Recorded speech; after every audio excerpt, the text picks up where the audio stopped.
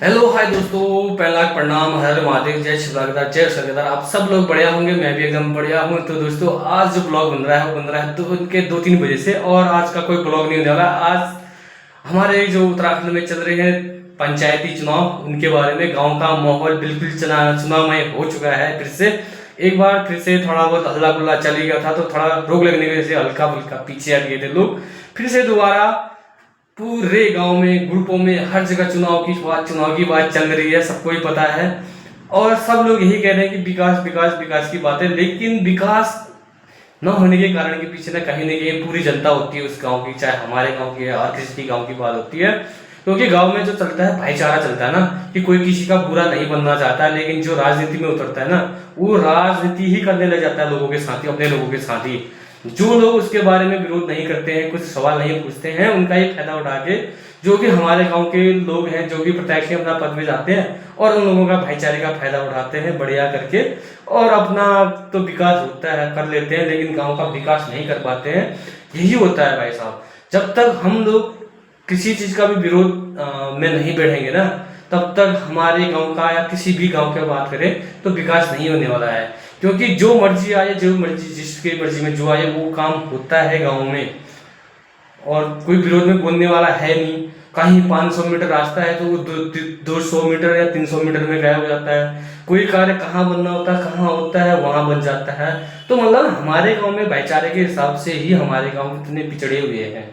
और रही बात जो ये लोग कहते हैं कि हम विकास करेंगे, वो करेंगे, मेन बात तो विकास का मतलब गौशाला बनाना, गांव में बकरीवाड़ा बनाना, ये खड़ंजे बनाना, ये बहुत पुराना हो गया है।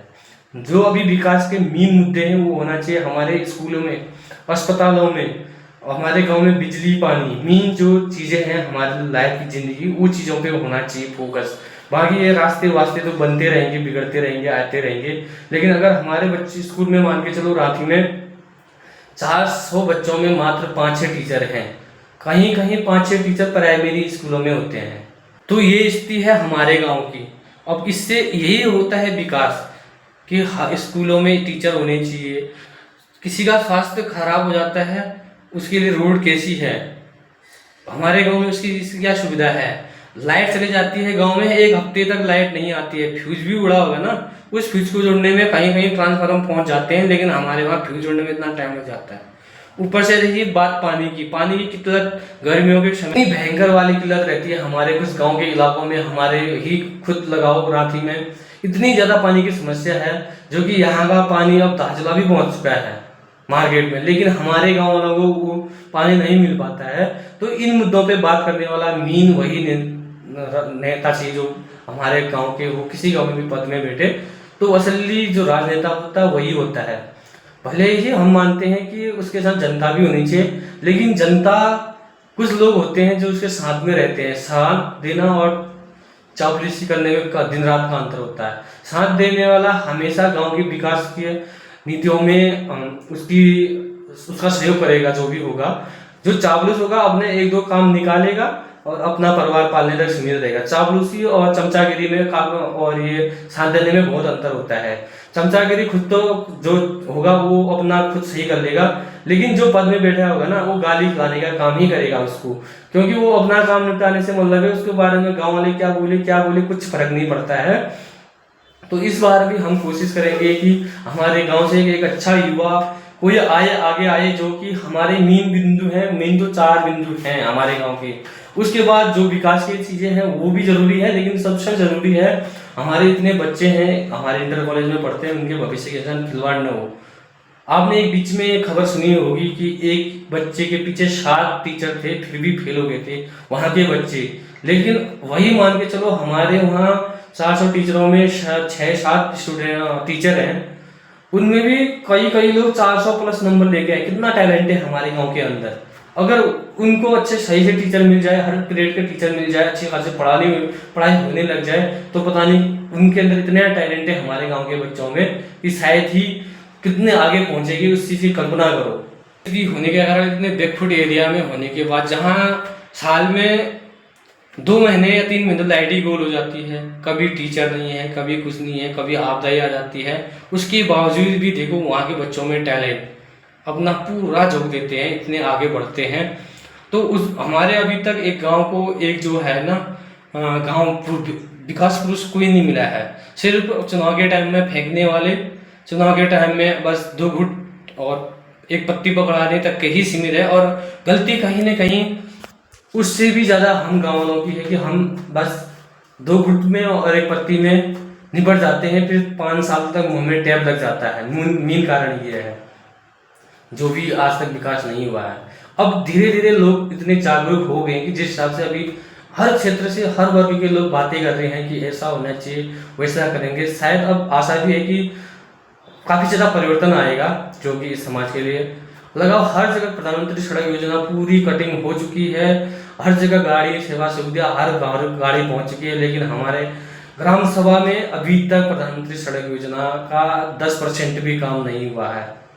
बीच में शासन प्रशासन के लोगों आंदोलन भी जनता ने किया, शासन प्रशासन वहां पहुंचे, बोला गया कि 15 अगस्त तक रोड पहुंचाएंगे, लेकिन नहीं। क्यों अब इस टाइम पे ऐसा लग रहा है कि जागरूक काफ़ी ज़्यादा हो चुके हैं।